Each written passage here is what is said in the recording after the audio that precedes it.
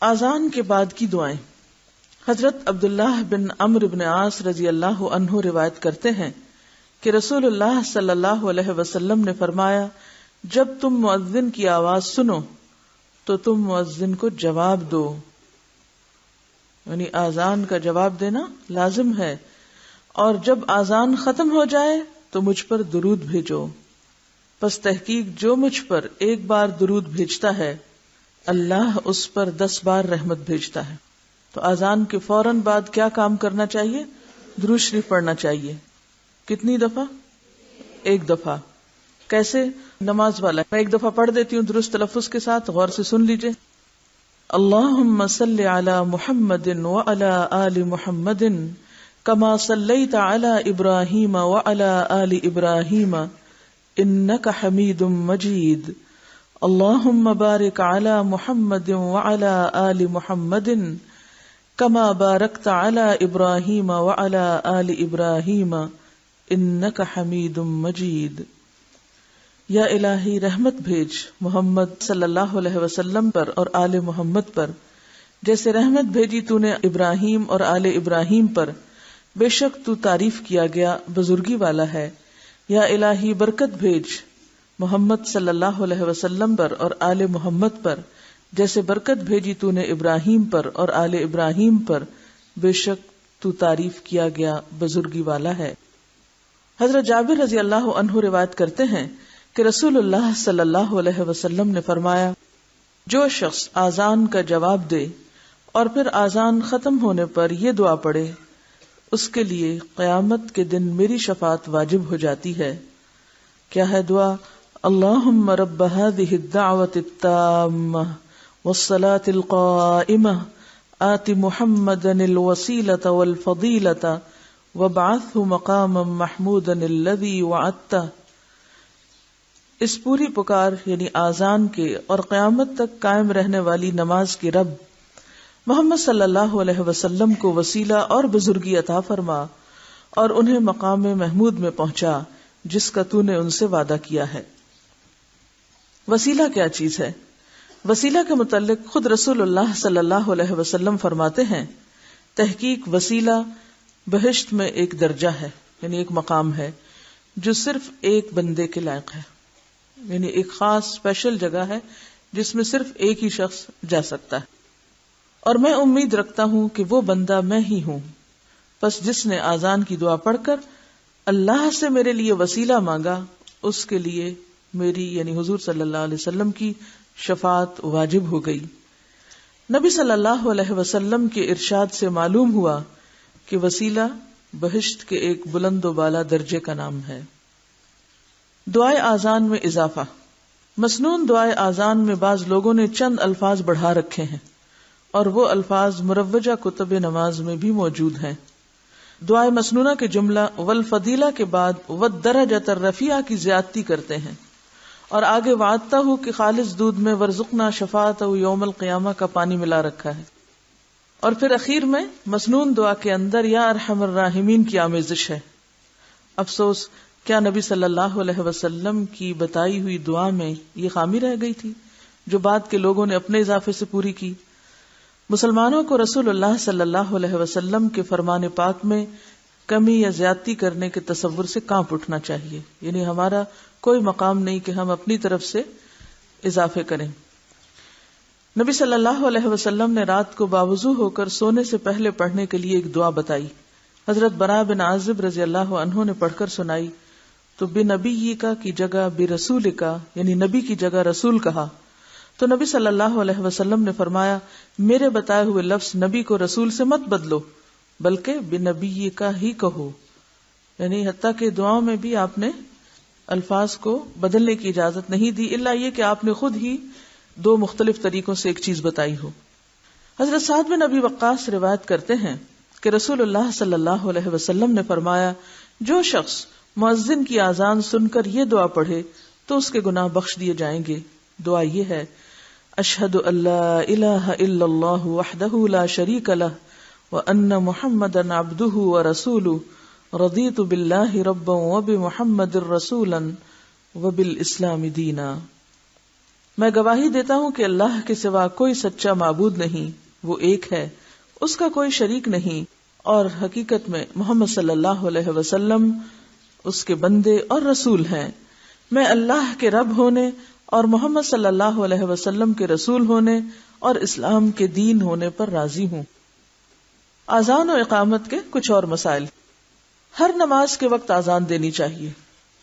رسول اللہ صلی اللہ علیہ وسلم نے فرمایا، جب نماز کا وقت آئے تو تم میں سے کوئی ایک اذان کہے، یعنی تم ہی میں سے کوئی ایک اذان کہے۔ اس سے کیا پتہ چلتا ہے کہ تم ہی میں سے ایک، یعنی مسلمانوں میں سے کوئی ایک اذان دے، یعنی جو لوگ وہاں اس خاص جگہ پر موجود ہوں انہی میں سے کسی کو اذان دینی چاہیے۔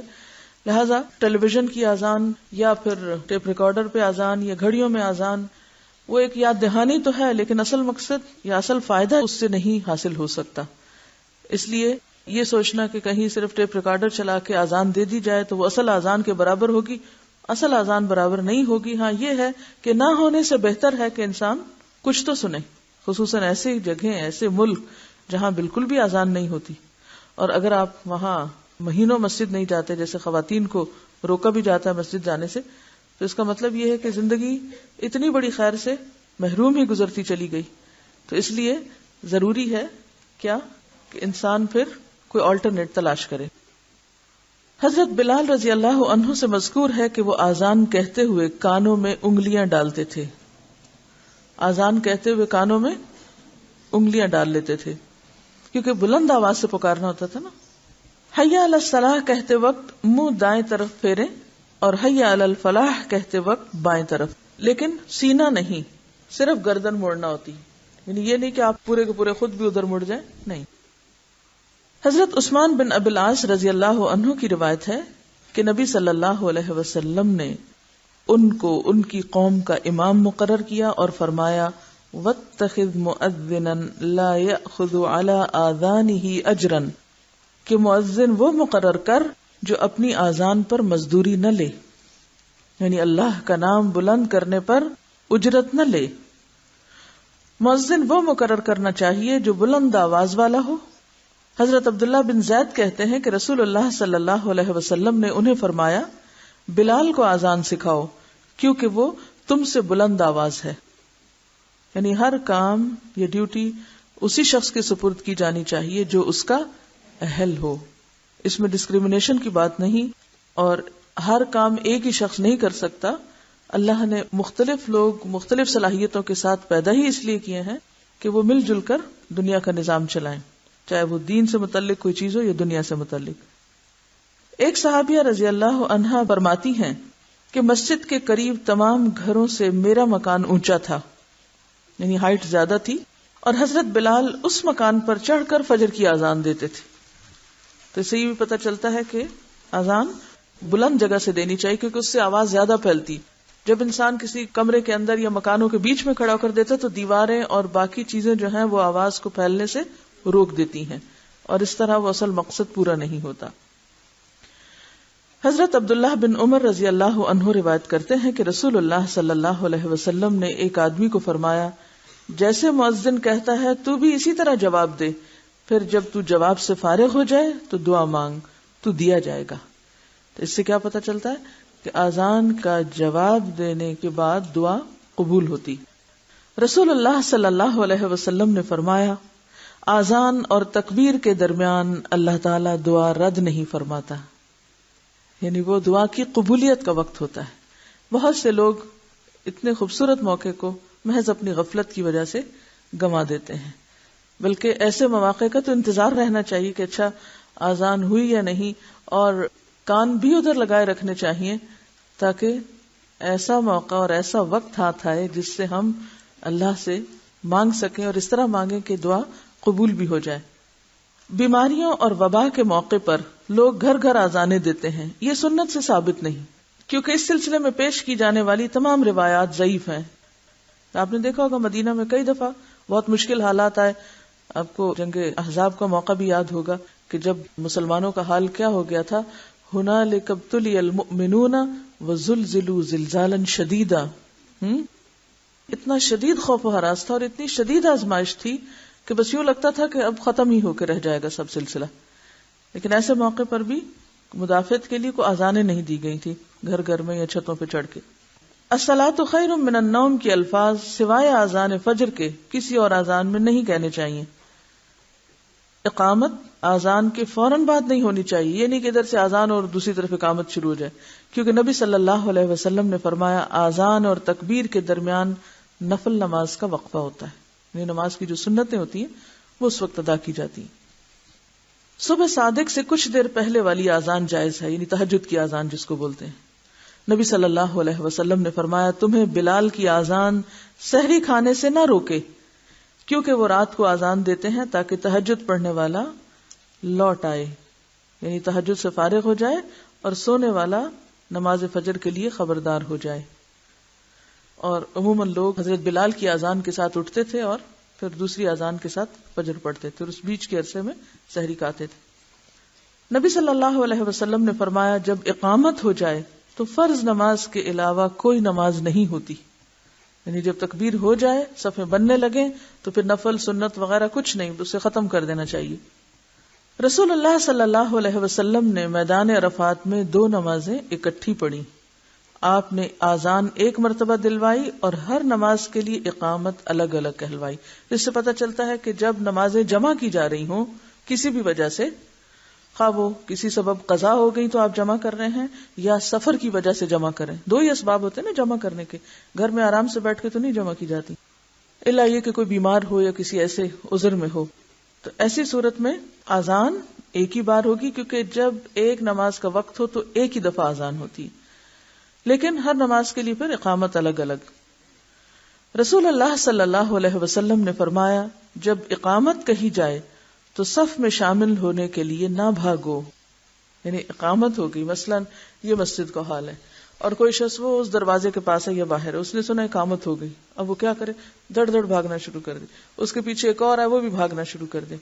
اور جو نمازی صف میں کھڑے ہو کر اپنی توجہ اللہ کی طرف کرنا چاہ رہے ہیں وہ پریشان ہو جائے کہ معلوم نہیں پیچھے کیا بلوا ہو گیا ہے، اور ان کی نماز میں سارا خشوع جاتا رہے اور توجہ دوسری طرف چلی جائے. لہذا اس وقت وقار اور سکینت کے ساتھ چل کر آنا چاہیے. فرمایا جب اقامت کہی جائے تو صف میں شامل ہونے کے لیے نہ بھاگو بلکہ وقار کے ساتھ چلتے ہوئے آؤ. جو نماز تم امام کے ساتھ پا لو وہ ٹھیک ہے اور جو رہ جائے اسے بعد میں پورا کرو. یعنی ایک وجہ بھاگنے کی یہ بھی ہوتی ہے کہ پھر ایک رکعت چھوٹ گئی تو پھر بعد میں پڑھنی پڑے گی، تو بہتر ہے کہ ہم کسی طرح شامل ہو کے اللہ اکبر تو کہہ ہی ڈالیں. حضرت عبداللہ بن عمر رضی اللہ عنہ روایت کرتے ہیں کہ رسول اللہ صلی اللہ علیہ وسلم نے فرمایا بے شک بلال رات کے وقت آذان دیتے ہیں، پس تم کھاؤ اور پیو. یعنی بلال کی آذان سن کر سحری کھانا نہ چھوڑو، وہ تہجد کی آذان ہے، یعنی اس کی اجازت ہے. حضرت عبداللہ بن مسعود رضی اللہ عنہ کی حدیث میں اس پہلی آذان کی حکمت یہ ہے کہ بلال رضی اللہ عنہ کی آذان اس لیے ہوتی تاکہ نماز تہجد ادا کرنے والا نماز فجر کی تیاری کے لیے کچھ آرام کر لے اور جو سویا ہوا ہو وہ نماز فجر کے لیے بیدار ہو جائے. اس آذان اور نماز فجر کی آذان میں اتنا وقفہ نہیں ہوتا تھا جتنا کہ آج کل کیا جاتا ہے. حرم میں آپ نے دیکھا ہوگا کہ یہ 2 آذانیں ہوتی ہیں اور اس میں تقریباً 1 گھنٹے کا وقفہ ہوتا ہے یا کچھ کم و بیش. حضرت عائشہ فرماتی ہے دونوں مؤذنوں کے درمیان صرف اس قدر وقفہ ہوتا کہ ایک آذان دے کر اترتا اور دوسرا آذان کے لیے چڑھ جاتا. یہ بہت کم وقفہ ہوتا تھا. اس سے یہ بھی پتہ چلتا ہے کہ وہ کتنے لمبے چوڑے کھانے کا اہتمام کرتے تھے. ایک شخص آذان سن کر مسجد سے نکلا. حضرت ابو ہریرہ رضی اللہ عنہ نے فرمایا کہ بے شک اس شخص نے ابو القاسم کی نافرمانی کی، یعنی آذان ہو رہی تھی اور وہ نماز پڑھنے کے بجائے مسجد سے نکل کر کسی اور کام چلا گیا. نبی صلی اللہ علیہ وسلم نے فرمایا جو نماز کا ارادہ کرے تو گویا وہ نماز ہی میں ہے. جب آپ نے سوچ لیا کہ مجھے نماز پڑھنی ہے تو جب تک آپ پڑھ نہیں چکتے وہ سارا وقت اس طرح کی نماز ہی کی کیفیت میں، یعنی اس وقت پھر انسان کو اپنی توجہ ادھر کرنی چاہیے اور دنیا کی دلچسپیاں چھوڑ دینی چاہیے یا وہ ایک خاص کیفیت اس کے اوپر آنی چاہیے. حمید روایت کرتے ہیں کہ میں نے ثابت بنانی سے پوچھا کیا نماز کی اقامت ہو جانے کے بعد امام باتیں کر سکتا ہے؟ تو انہوں نے مجھے انس بن مالک کی حدیث بیان کی کہ ایک مرتبہ نماز کی اقامت ہو چکی تھی، اتنے میں ایک شخص آیا اور اقامت ہو جانے کے بعد نبی صلی اللہ علیہ وسلم سے باتیں کرتا رہا. یعنی بات کر سکتے ہیں، بات کرنا منع نہیں ہے. باتیں کرنا تو تکبیر کے ساتھ منع ہوتا ہے، اللہ اکبر جب کہہ کے آپ نماز شروع کرتے ہیں۔ ایک دفعہ نماز کی اقامت ہو گئی، لوگوں نے صفیں برابر کر لی، اتنے میں رسول اللہ صلی اللہ علیہ وسلم کو یاد آیا کہ آپ جنبی ہیں۔ آپ نے لوگوں سے کہا اپنی جگہ کھڑے رہو، پھر آپ نے گھر جا کر غسل فرمایا، اور جب آپ واپس تشریف لائے تو آپ کے سر سے پانی ٹپک رہا تھا، پھر آپ نے نماز پڑھائی۔ یعنی اس سے پتہ چلتا ہے کہ اذان کے بعد ضروری کام کیے جا سکتے ہیں۔ آپ کا سوال تھا کہ کیا عورت اقامت کہہ سکتی ہے یا عورت اذان دے سکتی ہے، تو اس سلسلے میں کچھ چیزیں آپ کے علم میں لانا چاہوں گی کہ علماء اس بارے میں کیا کہتے ہیں۔ امام نووی اس سلسلے میں کچھ یوں عرض کرتے ہیں، امام نووی رحمہ اللہ وہ رقم تراز ہے کہ اس مسئلے میں 3 اقوال ہیں، عورت اذان کہہ سکتی ہے یا نہیں کہہ سکتی، 3 اقوال ہیں۔ نمبر 1، خواتین کے لیے اقامت مستحب ہے لیکن اذان نہیں۔ اذان اس لیے نہیں کیونکہ اذان اوقات نماز سے خبردار اور آگاہ کرنے کے لیے ہوتی ہے، اور یہ صرف بلند آواز ہی کے ذریعے ممکن ہے۔ اب ایک عورت اگر چھت پہ چڑھ کے بلند آواز سے پکار بھی رہی ہے تو کیا ہوگا؟ عورتوں کی آواز ویسے بھی مردوں کی نسبت بلند نہیں ہوتی، باریک ہوتی ہے، اس سے وہ مقصد حاصل نہیں ہوتا جو اذان کا ہے، ٹھیک ہے نا؟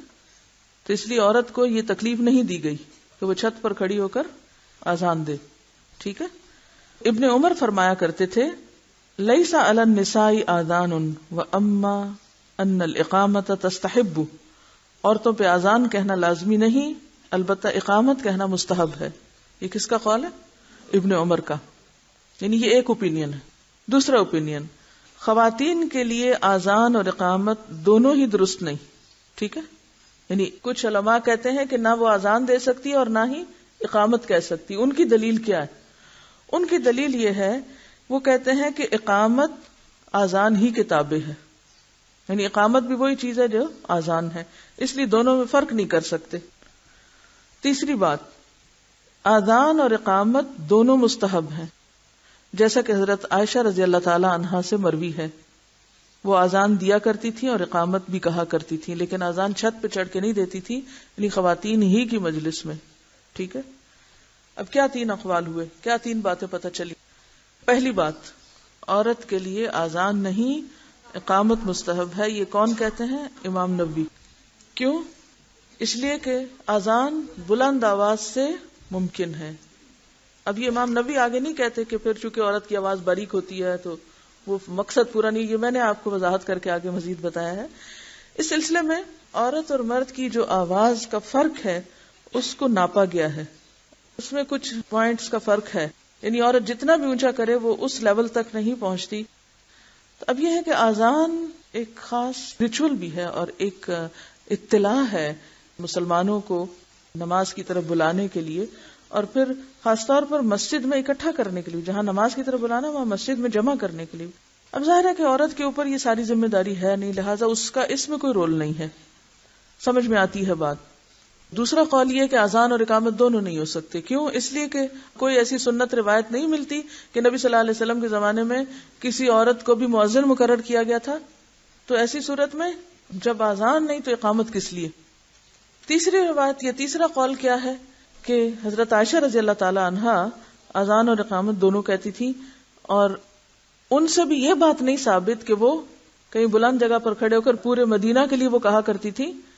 اس میں زیادہ اتنی رخصت یا گنجائش ملتی ہے کہ وہ، یعنی مثلاً اگر عورتیں اکٹھی ہیں کہیں ایک جگہ پر تو وہ کسی لاؤڈ سپیکر یا باقاعدہ کسی طریقے پر کہنے کی بجائے اگر خود سے کہہ دیتی ہیں تو اس کا ایک جواز ضرور ملتا ہے۔ یہ الگ بات ہے کہ آپ اس سے مطمئن ہو یا نہ ہو، آپ اسے اختیار کریں یا نہ کریں، لیکن یہ تیسرا اوپینین بھی کتابوں میں لکھا ہوا ہے اور موجود ہے، ایگزسٹ کرتا ہے، ٹھیک ہے؟ اور اس میں یہ ہے کہ وہ اذان کے ساتھ اقامت بھی کہتی تھی، اور اگر آپ یہ مسئلہ پڑھیں اس میں الفقہ علی مذاہب الاربعہ میں تو اس میں بہت ڈیٹیلز ہیں اس کے بارے میں۔ ابن حزم کہتے ہیں عورتوں پر اذان اور اقامت کہنا ضروری نہیں، یعنی لازمی نہیں، لیکن اگر وہ اذان اور اقامت کہتی ہیں تو بہتر ہے، کہہ سکتی ہیں، رخصت ہے ان کے نزدیک۔ یعنی ان پر عدم وجوب کی دلیل یہ ہے کہ رسول اللہ صلی اللہ علیہ وسلم نے اذان کا حکم صرف انہیں دیا ہے جن پر جماعت میں آ کر نماز پڑھنا فرض کیا ہے، یعنی جن پر جماعت فرض ہے اذان بھی انہی کے لیے ہے. جیسا کہ ارشاد فرمایا فَلْيُؤَذِّن لَكُمْ أَحَدُكُمْ کہ تمہارے لیے اذان دے تمہیں میں سے کوئی ایک. اور جنہیں یہ حکم دیا ہے ان میں خواتین شامل نہیں، لیکن وہ کہتے ہیں کہ اذان اور اقامت بہرحال اللہ کا ذکر ہے اور انہیں ان کے وقت میں کہنا ایک اچھا فعل ہے. اور ہم نے ان ابن جریج ان عطا روایت کیا ہے کہ عورت اپنی ذات کے لیے اقامت کہہ سکتی ہے. اور امام طاؤس نے کہا ہے کہ ام المومنین حضرت عائشہ اذان اور اقامت دونوں کہتی تھیں. المحلہ ابن حزم کی کتاب ہے، اس میں بھی لکھا ہوا ہے، والیوم 3 پیج 129، حضرت عائشہ کی روایت. وہ کہتے ہیں کہ ام المومنین حضرت عائشہ رضی اللہ تعالی عنہا دونوں کہا کرتی تھیں. امام شوکانی کہتے ہیں ظاہر بات یہی ہے کہ عورتیں بھی اذان کے حکم میں مردوں کی طرح ہی ہیں کیونکہ وہ شقائق الرجال ہیں. ایک حدیث میں آتا ہے نا کہ عورتیں کیا ہیں، انما النساء شقائق الرجال. اور شقائق شقیقہ سے، شقیقہ کس کو کہتے ہیں؟ آدھے حصے کو. یہ درد شقیقہ آدھے سر کا درد ہوتا ہے نا، تو شقائق شق سے ہے، یعنی آدھا نصف ہے. تو وہ اس بات کو دلیل بناتے ہیں. اور مردوں کے لیے دیا گیا حکم ان کے لیے بھی ہے، اور کوئی ایسی دلیل وارد نہیں ہوئی جس میں منع کیا گیا ہو، یعنی کہیں روکا بھی تو نہیں گیا. اگر حکم نہیں دیا گیا تو روکا نہیں گیا. اور عورتیں اپنے دین میں مردوں کے تابع ہیں. اگر مردوں کو کہا گیا اور عورت کہیں کرنا چاہتی ہے تو اس میں حرج کی بات نہیں. اب یہ وسعت ہے نا. وہ کہتے ہیں کہ اگر عورتوں کو اس مسئلے سے خارج کرنے کی کوئی صحیح دلیل مل جائے تو ٹھیک، یعنی اگر کہیں روکا گیا ہے اور دلیل مل جائے تو ٹھیک ہے، ورنہ وہ مردوں کی طرح ہی ہیں، یعنی دین کے احکام ماننے میں. یہ امام شوکانی کی رائے ہے. ٹھیک ہے. ابن باز کون تھے؟ عبداللہ بن باز جو سعودی عرب کے ایک بہت بڑے عالم تھے، انتقال ہو گیا اب تو ان کا. وہ کہتے ہیں کہ علماء کے اقوال میں سے صحیح ترین، اب وہ اس کو ترجیح دیتے ہیں کہ زیادہ بہتر چیز کیا ہے کہ عورتوں پر اذان دینا نہیں ہے، یعنی عورتوں پر یہ ذمہ داری نہیں ڈالی گئی.